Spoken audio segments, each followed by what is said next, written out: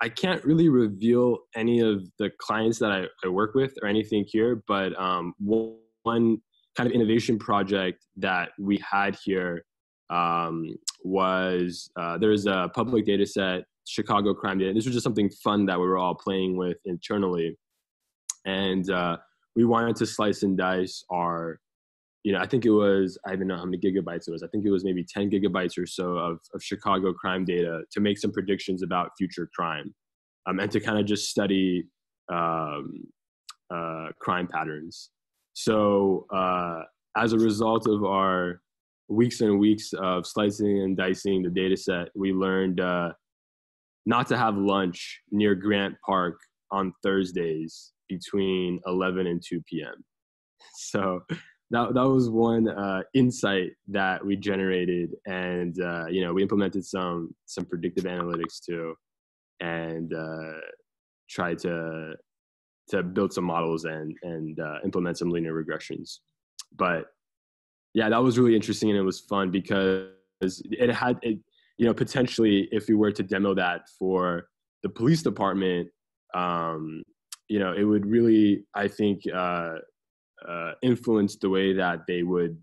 allocate their police officers, right? One really interesting internal debate that we had about our presentation, or at least our innovative demo, was,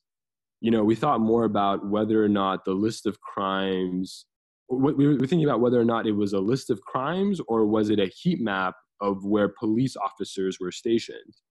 Basically, we were trying to figure out whether or not the data set that we have is biased, and whether or not any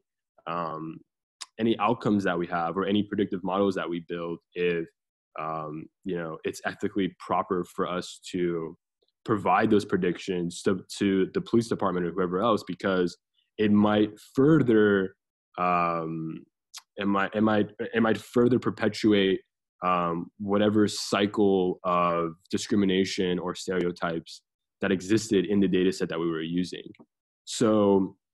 this kind of goes back to